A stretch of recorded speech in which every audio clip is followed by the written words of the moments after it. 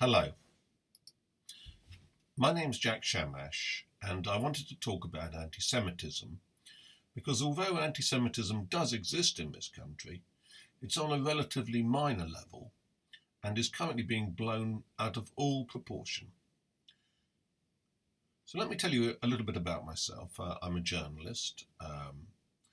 I've written for most of the national papers about Judaism. That's the Telegraph, the Independent, the Times, the Guardian. I live in a very mixed area of North London. Everybody knows that I'm Jewish. I got married in an Orthodox synagogue. I have a mezuzah. That's one of those little scroll on my door. My kids went to a state primary school and indeed to two different local comprehensives.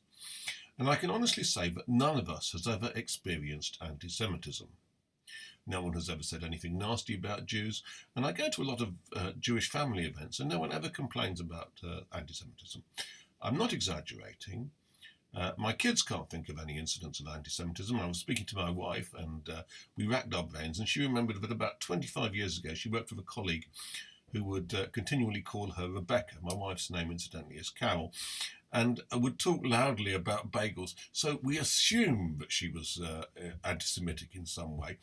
My father, about 30 years ago, encountered a cab driver in Brighton who launched into a rather threatening diatribe about Jews. And my father died 20 years ago. This is how long it is. My father was understandably alarmed. But that's about it. Now, I don't know anyone else who's suffered real anti-Semitic attacks. I know a lot of people in the Stamford Hill community. That's the guys in North London. They have the big hats, the Hasidic, mainly Hasidic, and they also they also say that they never have any problems.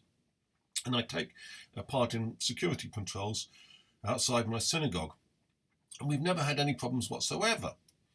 The only issue is that, as far as I know, is that some Jewish school kids have to put up with a certain amount of anti-Semitic abuse i.e. they get from other schools. For example, they'll get called yids on the bus. Now, this isn't very nice, and obviously there's no place for it in modern society, but it doesn't represent a sort of anti-Semitic tsunami.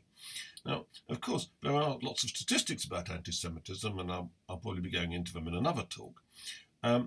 But I don't really think that we live in a country where anti-Semitism is rife. Now, I just thought I'd leave you with this. This is something which it was the lead story on in the big. I've downloaded it from the internet, but it was the lead story in the biggest Jewish paper, which is the Jewish News, and this was January the 22nd, 2017, this year, and it highlights what's described as a series of anti-Semitic incidents in the London borough of Barnet. Now, the first one was indeed serious. One had wrapped a brick with some anti-Semitic slogans around it and thrown it through somebody's window. Obviously, that's a very serious incident, and the police rightly were involved, and the community was rightly alarmed about it. But the others were a lot less serious. In one case, someone had written in condensation on somebody's window a swastika. They'd drawn a swastika, but by the time the police arrived, the swastika had evaporated. Another one, someone had written Heil Hitler on a dustbin.